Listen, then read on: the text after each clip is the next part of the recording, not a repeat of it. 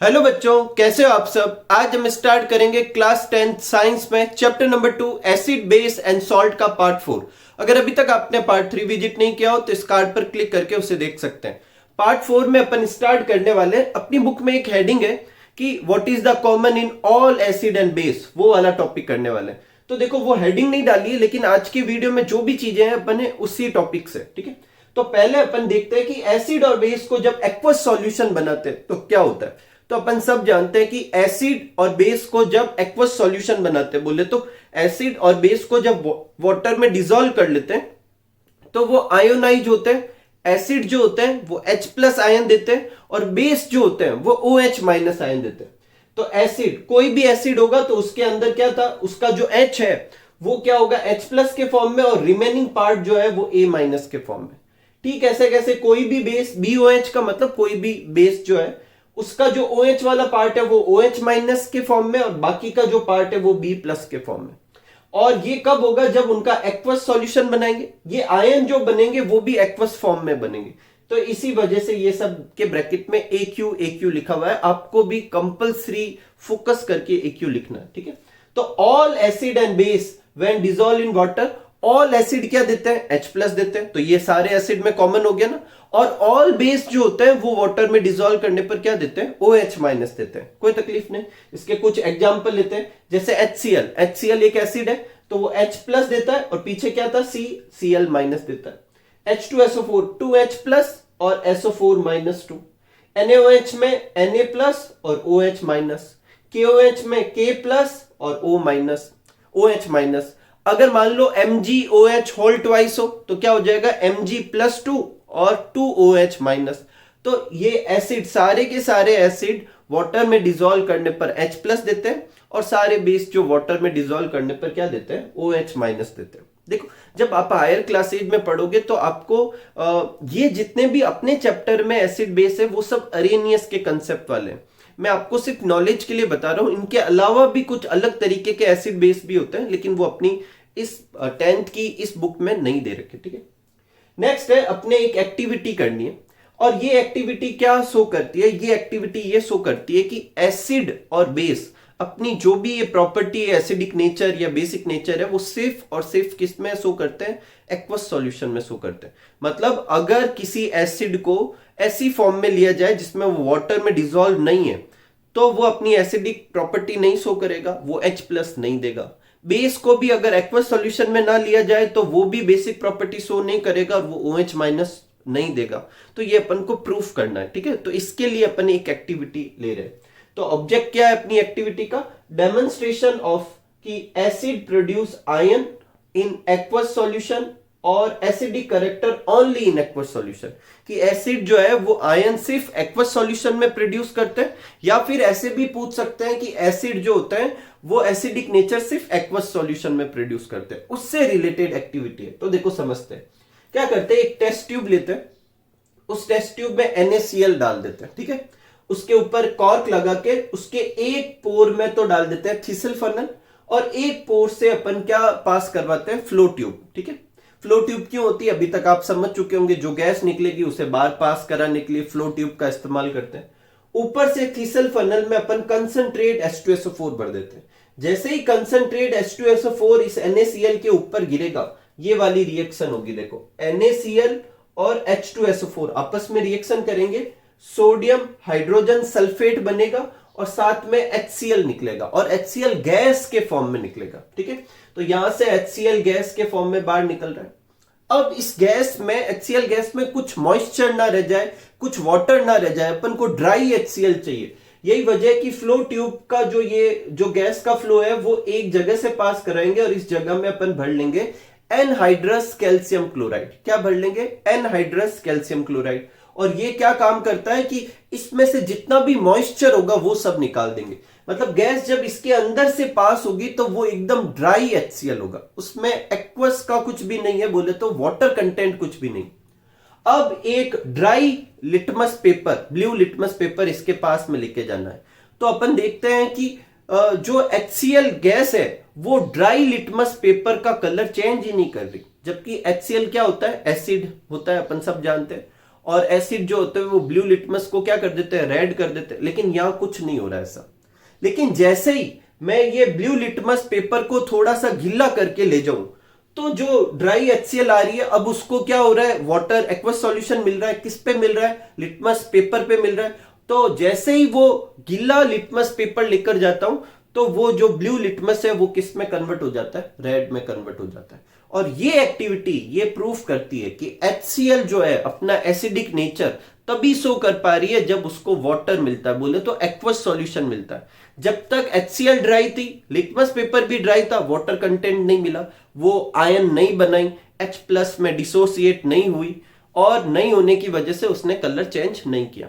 जैसे ही अपन ने litmus paper को गीला करके ले गए, वाटर कंटेंट मिला, HCl उसमें डिसॉल्व हुई, HCl जो है H+ और Cl- दिया, और वो H+ बनने की वजह से लिटमस पेपर का कलर क्या हो गया, चेंज हो गया। ठीक है, तो ये एक्टिविटी ये प्रूफ करती है कि ये एक्टिविटी बेसिकली है एसिड के लिए, लेकिन बेस के लिए भी आप ऐसे कैसे कोई एक्टिविटी कर सकते हैं। और ये का ये अपन को बेस के लिए भी मानना है। हाँ, हालांकि ये एक्टिविटी अपन की बुक में किसके लिए दी रखी है, एसिड के लिए, लेकिन आपको ये मान के चलना है कि एसिड और बेस दोनों ही अपनी प्रॉपर्टी जो होती है वो सिर्फ एक्वस सॉल्यूशन में शो करते हैं। एसिड जो है वो H+ तभी दे पाएंगे जब एक्वस सॉल्यूशन होगा, और बेस OH- तभी दे पाएंगे जब क्या होगा, एक्वस सॉल्यूशन होगा। तो इस एक्टिविटी में अपन को क्या करना है, देखते हैं अपना।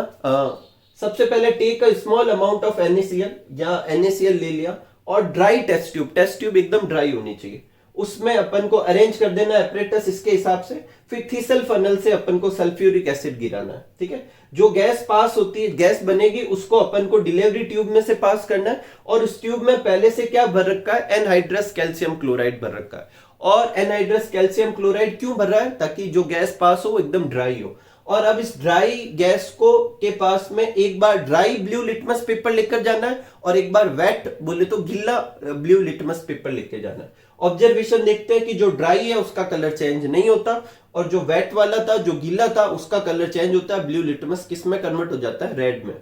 कंक्लूजन क्या है कि देखो, पहले तो क्या हुई होगी, सोडियम क्लोराइड और H2SO4 के बीच में रिएक्शन हुई, और रिएक्शन की वजह से सोडियम हाइड्रोजन सल्फेट, और साथ में क्या बना, HCl बना। और HCl क्या था, गैस के फॉर्म में बना। इसमें थोड़ा बहुत मॉइस्चर कंटेंट हो सकता है, और वो हटाने के लिए अपन ने क्या ले रखा है, एनहाइड्रस कैल्शियम क्लोराइड। ठीक है, अब acidic property of HCl such as turning blue litmus to red only, ये तभी होता है जब वो H+ आयन दे। किसकी वजह से होगा, H+ आयन की वजह से। और ड्राई HCl जो है वो H+ में कन्वर्ट नहीं हो रहा, और कन्वर्ट नहीं हो रहा इसका मतलब ड्राई HCl जो है वो लिटमस पेपर का कलर भी चेंज नहीं कर रहा, और वो एसिडिक बिहेवियर भी क्या नहीं कर रहा, शो नहीं कर रहा। तो acid produce ion only in aqueous solution. Acid जो होता है वो सिर्फ एक्वस सॉल्यूशन में H+ देता है, एक चीज। और एसिड जो होता है वो अपना एसिडिक नेचर भी कब शो कर पाता है, सिर्फ एक्वस सॉल्यूशन में कर पाता है। एसिड जो होता है वो लिटमस का जो कलर है वो चेंज भी कब कर पाएंगे, जब या तो जो एसिड है वो एक्वस फॉर्म में हो, या लिटमस पेपर गीला करके ले जाए। ठीक है, ऐसा क्यों होता है कि जैसे ही HCl जो गैस थी वो डिसोसिएट ही नहीं हुई H+ और Cl- में, लेकिन जैसे ही HCl को वाटर मिला वो H+ एक्वस और Cl- एक्वस में कन्वर्ट हो गई। अब यहां से क्या क्या क्वेश्चन आ सकते हैं, पहला तो ये क्वेश्चन आ सकता है कि ड्राई HCl ने लिटमस टेस्ट क्यों नहीं दिया, क्योंकि ड्राई HCl जो है H+ आयन नहीं देती। ठीक है, और क्या क्वेश्चन पूछ सकते हैं कि ये पूछ सकते हैं कि NaCl की H2SO4 के साथ रिएक्शन लिखो, ये एक इनडायरेक्ट रिएक्शन हो सकती है। ठीक है, ये एक्टिविटी को ऐसे पूछ सकते हैं कि ये पूरी की पूरी एक्टिविटी करनी होगी, कि ऐसे पूछ सकते हैं कि डेमोन्स्ट्रेट करो एक एक्टिविटी से कि जो एसिड होते हैं वो सिर्फ एक्वस सॉल्यूशन में H+ देते हैं, या एक्वस सॉल्यूशन में ही एसिडिक प्रॉपर्टी शो करते हैं, तो अपन को ये पूरी करनी है। एक ये पूछ सकते हैं कि इस वाली एक्टिविटी में कैल्शियम क्लोराइड का फंक्शन क्या है, तो ये क्या करता है, मॉइस्चर को एब्जॉर्ब करता है, जिससे जो गैस निकलती है वो एकदम ड्राई फॉर्म में निकलती है। ठीक है, एक और चीज देखो, एसिड जो होते हैं वो एक्वस सॉल्यूशन में H+ देते हैं, और बेस जो होते हैं वो एक्वस सॉल्यूशन में OH- देते हैं। लेकिन H+ जो होता है वो क्या करता है, वाटर के साथ रिएक्ट कर लेता है। तो H+ H2O के साथ रिएक्ट करके, H+ H2O के साथ रिएक्ट करके कंबाइन हो जाता है, H3O+ बनाता है, जिसे क्या कहते हैं, हाइड्रोनियम आयन। क्या कहते हैं, हाइड्रोनियम आयन। तो अगर आपको पूछे हाइड्रोनियम आयन क्या है, तो H प्लस एक्वस जो होता है वही हाइड्रोनियम आयन को डिनोट करता है। या तो आप H प्लस एक्वस लिखे या H3O प्लस लिख दे, एक ही बात है। H प्लस एक्वस का मतलब H प्लस और एक्वस का मतलब H2O, ये दोनों रिएक्ट करेंगे और H3O प्लस बनेगा और H3O प्लस को ही क्या कहते हैं, हाइड्रोनियम आयन। तो इस चैप्टर में आगे कहीं पे भी H प्लस एक्वस लिखा हो या H3O प्लस लिखा हो या हाइड्रोनियम आयन जो कि इसका नाम है, एक ही बात है, ठीक है। तो ये आप नोट कर लीजिए, फिर अपन आगे बढ़ते हैं, ठीक है। नेक्स्ट आगे बढ़ते हैं और लेते हैं, देखो एक चीज है कि aqueous solution of acid and base are good conductor. मतलब एसिड और बेस का जो एक्वस सॉल्यूशन बनाएंगे उसमें से इलेक्ट्रिसिटी क्या हो सकती है, पास हो सकती है। या तो आपको ये चीज पूछे या इससे रिलेटेड क्वेश्चन पूछे तो भी यही टॉपिक है और यही एक्टिविटी से अपन को ये समझना है। या फिर ऑल हाइड्रोजन कंटेनिंग कंपाउंड जो होते हैं वो एसिड नहीं होते। मतलब ऐसे नहीं है कि किसी कंपाउंड में आपको H दिख रहा है तो उसे पानी में डिसॉल्व करेंगे तो वो H प्लस देगा ही देगा, ऐसा जरूरी नहीं है। तो ये दोनों बात अपन को इस एक्टिविटी से प्रूफ करनी है। तो ये जो एक्टिविटी करने वाले इससे दो चीजें प्रूफ होती है और पहले उन दो चीजों को अच्छे से समझ लीजिए। पहली चीज कि एसिड हो चाहे बेस हो, उसका एक्वस सॉल्यूशन जो होगा वो करंट को क्या करता है, कंडक्ट करता है, उसमें से इलेक्ट्रिसिटी पास होती है। दूसरा, इसका मतलब वो गुड कंडक्टर होते हैं, लेकिन कब, जब उनका एक्वस सॉल्यूशन बनाया जाए। और दूसरा पॉइंट कि सारे हाइड्रोजन कंटेनिंग कंपाउंड जो होते हैं वो एसिड नहीं होते। वो एसिड तभी होंगे जब उन्हें वाटर में डिसॉल्व करने पर वो क्या देते हो, H प्लस देते हो, ठीक है। तो देखो समझते हैं अपन एक्टिविटी में अपन को क्या करना है। अपन को एक बीकर लेना है, उसमें एक रबर का कॉर्क नीचे रख देना है, उसके ऊपर दो कील लगा देनी है। नेल्स का क्या मतलब है, दो कील लगा देनी है, आयरन की होती है, ठीक है। और बाकी का सर्किट ऐसे जोड़ लेना है, इलेक्ट्रिसिटी का सर्किट है। ये बैटरी को डिनोट कर रहा है सिंबल, ये बल्ब को, ये स्विच को, स्विच होता है ना। इन सिंबल के बारे में जब अपन इलेक्ट्रिसिटी वाला चैप्टर करेंगे तो डिटेल में देखेंगे, ठीक है। तो यहाँ एक बैटरी लगा दी 6 वोल्ट की और यहां पर क्या लगा दिया, बल्ब लगा दिया या स्विच लगा दिया और इनको ये सर्किट को जोड़ दिया, ठीक है। अभी इसके अंदर कुछ फिल नहीं कर रखा।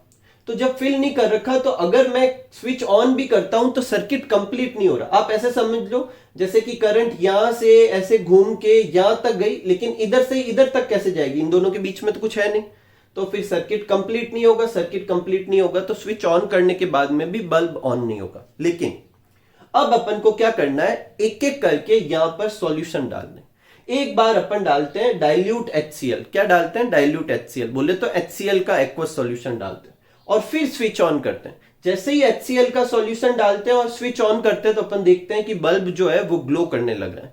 और बल्ब के ग्लो करने का मतलब करंट पास हो रही है, जो भी अपन ने यहाँ सॉल्यूशन फिल किया। और अपन ने कौन सा सॉल्यूशन फिल किया था, HCl फिल किया था। इसका मतलब एसिड जो होते हैं वो कंडक्टर होते हैं इलेक्ट्रिसिटी के। यहां पर अगर कोई बेस का सॉल्यूशन ले, NaOH का ले, तो अभी ये बल्ब ग्लो करता है। इसका मतलब बेस भी क्या होता है, उनका भी एक्वस सॉल्यूशन जो होता है वो गुड कंडक्टर होता है। तो अगर अपने एग्जाम में ऐसा है कि aqueous solution of acid and base are good conductor, तो अपन को कैसे लिखना है पहले मैं वो समझा देता हूं। यहां पर मैंने कंबाइन लिखा है लेकिन मैं आपको समझा देता हूं। ये डायग्राम बना देंगे अपन और ऊपर वाला ऑब्जेक्ट लिखेंगे कि demonstration aqueous solution of acid and base are good conductor of electricity. ये वाला अपन लिखेंगे। प्रोसीजर में क्या लिखेंगे, टेक अ सॉल्यूशन ऑफ, सिर्फ कौन कौन से लेंगे, सल्फ्यूरिक एसिड और NaOH और हाइड्रोक्लोरिक एसिड। मतलब एक एसिड ले लो एक बेस ले लो, ठीक है। फिर क्या लिखेंगे, take a beaker and place a rubber cork on its bottom, fix to iron nail, connect them to 6 volt की बैटरी से अपन जोड़ेंगे, एक बल्ब जोड़ेंगे, जो भी अरेंजमेंट है वो डायग्राम के अकॉर्डिंग कर देंगे। फिर अपन क्या करेंगे इसमें फिर इसमें अपन क्या ऐड करेंगे, now pour HCl and switch on the circuit. HCl डालेंगे और सर्किट ऑन करेंगे, ठीक है। और ये का ये अपन किसके लिए करेंगे, NaOH के लिए भी करेंगे, ठीक है। ऑब्जर्वेशन में क्या लिखेंगे कि जब अपन HCl, H2SO4 और NaOH लेते हैं तो इस समय बल्ब क्या करता है, ग्लो करता है। और फिर अपन क्या लिखेंगे, कंक्लूजन कि aqueous solution of HCl, H2SO4, NaOH वो इलेक्ट्रिसिटी कंडक्ट करता है। और ऐसा क्यों कर पा रहा है, क्योंकि वो क्या कर रहा है, आयन बना रहा है। अपन सब जानते हैं कि एसिड और बेस जो होते हैं वो एक्वस सॉल्यूशन में क्या बनाते हैं, आयन बनाते हैं। HCl कौन सा आयन बनाता है, H प्लस और Cl माइनस, और NaOH कौन सा बना रहा है, Na प्लस और OH माइनस। जो भी एसिड लेंगे, बेस लेंगे, वो आयनाइज होगा एक्वस सॉल्यूशन में, और क्योंकि आयोनाइज होगा तो उसमें से करंट क्या होगी, पास। करंट तभी पास होती है किसी चीज में से जब उसमें आयन बनते हैं। अगर किसी चीज के एक्वस सॉल्यूशन में आयन नहीं बनते तो उसमें से करंट पास भी नहीं होगी। तो अगर अपन को ये पूछे कि एसिड और बेस का एक्वस सॉल्यूशन जो है वो इलेक्ट्रिसिटी कंडक्ट करता है, तब तो ये लिखना है। अगर ये वाला पूछे कि all hydrogen containing compound are not acidic, ये समझाना है, तो उसमें अपन क्या करेंगे, ऑब्जेक्ट में पहले ये लिखेंगे कि demonstrate all hydrogen containing compound are not acid. इसमें अपन क्या करेंगे, जो सॉल्यूशन थे उसमें कुछ और भी ऐड कर देंगे। अपन ने सल्फ्यूरिक एसिड, NaOH ये सब तो लिए, तो उसके साथ में ग्लूकोज और अल्कोहल ले लेंगे। ग्लूकोज का फॉर्मूला क्या होता है, ग्लूकोज का फॉर्मूला होता है C6H12O6, इसमें हाइड्रोजन है ना, और अल्कोहल का फॉर्मूला C2H5OH, तो इसमें भी हाइड्रोजन दिख रहा है, ठीक है, ये भी ले लेते हैं। बाकी ये अरेंजमेंट तो वो का वही है। ऑब्जर्वेशन में अपन क्या देखते हैं कि जब HCl H2SO4 फिल किया था तो बल्ब जो था वो ग्लो किया, लेकिन जब ग्लूकोज और अल्कोहलिक सॉल्यूशन फिल किया तो बल्ब ग्लो नहीं किया। और बल्ब का इनके केस में ग्लो नहीं करने का क्या मतलब है कि ग्लूकोज और अल्कोहल ने आयन नहीं बनाए होंगे, और आयन नहीं बनाने का मतलब इन्होंने एक्वस सॉल्यूशन में H प्लस नहीं दिया होगा, और H प्लस नहीं दिया इसका मतलब ग्लूकोज और अल्कोहलिक सॉल्यूशन क्या नहीं है, एसिड नहीं है, क्योंकि एसिड तो एक्वस सॉल्यूशन में क्या देते हैं, H प्लस देते हैं, ठीक है। तो ये अपना हो गया। तो दो चीजें अपन को इस एक्टिविटी से समझनी है कि सारे एसिड और बेस जो होते हैं उनका एक्वस सॉल्यूशन जो होता है गुड कंडक्टर होता है इलेक्ट्रिसिटी का, और सारे हाइड्रोजन कंटेनिंग कंपाउंड जो होते हैं एसिड नहीं होते। ऐसे दो एग्जांपल अपन को पता है, एक ग्लूकोज और एक अल्कोहल, इनमें हाइड्रोजन है लेकिन ये एसिड नहीं है। और क्यों नहीं है अगर ऐसा पूछे तो, क्योंकि इन्हें एक्वस सॉल्यूशन में ये H प्लस नहीं देते, ठीक है। नेक्स्ट है, एक टर्म आएगी डाइल्यूट और कंसंट्रेट, एक दो बार पहले भी आ रखी है। तो इनका क्या मतलब है कि जो आप एसिड और बेस ले रहे हैं, तो देखो अपन ने देखा कि एसिड और बेस कब एसिड और बेस की तरह बिहेव करते हैं, जब उनका एक्वस सॉल्यूशन बनाया जाए। तो अगर मान लो मैं एक्वस सॉल्यूशन बनाता हूं, दो बार बना रहा हूं, ध्यान से सुनना अच्छे से। मैं 1 लीटर वाटर लूं और उसमें मैं 1 लीटर वाटर में मैं मान लो 100 ग्राम जो है वो NaOH डाल देता हूं। क्या डाल देता हूं, 100 ग्राम NaOH। तो ये NaOH का एक्वस सॉल्यूशन बन जाएगा, बेसिक सॉल्यूशन होगा। एक बार मैं फिर 1 लीटर सॉल्यूशन लूं और इस बार मैंने सिर्फ 75 ग्राम NaOH डाला, तो अभी NaOH का क्या बन जाएगा, एक्वस सॉल्यूशन बन जाएगा। अब इन दोनों को मैं कंपेयर करूं तो जिसमें NaOH ज्यादा डाला था वो तो कहलाएगा कंसंट्रेट, और जिसमें NaOH कम डाला था वो क्या कहलाएगा, डाइल्यूट।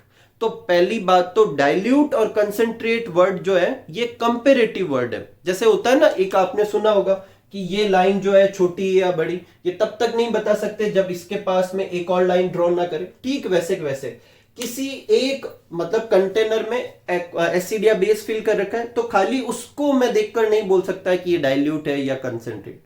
मैं कंपेयर करूंगा, क्या करूंगा, कंपेयर। मेरे पास एक ही एसिड या बेस के दो सॉल्यूशन होने चाहिए, जिसमें एसिड ज्यादा है और वाटर कम है उसको तो मैं बोलूंगा कंसंट्रेट, जिसमें एसिड कम है और वाटर ज्यादा है उसे मैं क्या बोलूंगा, डाइल्यूट बोलूंगा। तो acid and base which have comparatively more water is known as dilute, जिसको शॉर्ट में DIL करके डॉट लिख देते हैं, और which have comparatively less water उसे कंसंट्रेट कहेंगे, ठीक है। अब डाइल्यूशन, डाइल्यूशन का क्या मतलब है कि जब अपन को एसिड और बेस में वाटर मिलाना हो, मिक्स करना हो, तो अभी अपन ने देखा जितना ज्यादा वाटर मिलाएंगे वो उतना ही ज्यादा डाइल्यूट होगा। तो mixing of an acid and base with water is known as dilution, ठीक है। अब देखो यहां डेफिनेशन में कुछ है जो आप मिस कर गए। देखो डाइल्यूशन का मतलब एसिड और बेस में वाटर मिलाना है। तो यहां पर दो क्वेश्चन उठते हैं कि एक कंटेनर में वाटर लेकर उसके ऊपर से एसिड और बेस डाले, या कंटेनर में पहले से एसिड और बेस ले ले और फिर ऊपर से वाटर डाले। अब आप में से कुछ लोग सोच रहे होंगे क्या फर्क पड़ता है, एसिड में वाटर डालो, वाटर में एसिड डालो, लेकिन यहां फर्क पड़ेगा। प्रोसेस पे कोई फर्क नहीं पड़ेगा, जो चीज बनेगी वो तो सेम बनेगी, लेकिन ये चीज सही ढंग से करने पर सेफ रहेगी, और इसको अपन को अच्छे से डिस्कस करना है। डेफिनेशन में भी कुछ हिंट है, देखो क्या लिखा हुआ है, mixing of an acid and base with water, मतलब अपन को वाटर कंटेनर लेना और उसमें एसिड और बेस डालना है, ना कि एसिड और बेस लेना और उसके ऊपर से वाटर डालना है। तो जब भी डाइल्यूट करेंगे तो पहले अपन वाटर लेंगे और उसमें एसिड और बेस मिक्स करेंगे, ना कि एसिड और बेस लेकर उसमें वाटर ऐड करेंगे। ऐसा क्यों कर रहे हैं इसको अभी अपन देखेंगे, ठीक है। ये जो रिएक्शन होती है मतलब डाइल्यूशन, जब एसिड और बेस में वाटर डालते हैं तो अपन सोच रहे हैं नॉर्मल सा प्रोसेस, लेकिन ये भी एक केमिकल रिएक्शन है और इसमें हीट भी निकलती है और हीट बहुत ज्यादा निकलती है और हाईली एक्सोथर्मिक प्रोसेस होता है। जिस कंटेनर में भी अपन डाइल्यूशन करेंगे वो गर्म हो जाएगा, ठीक है।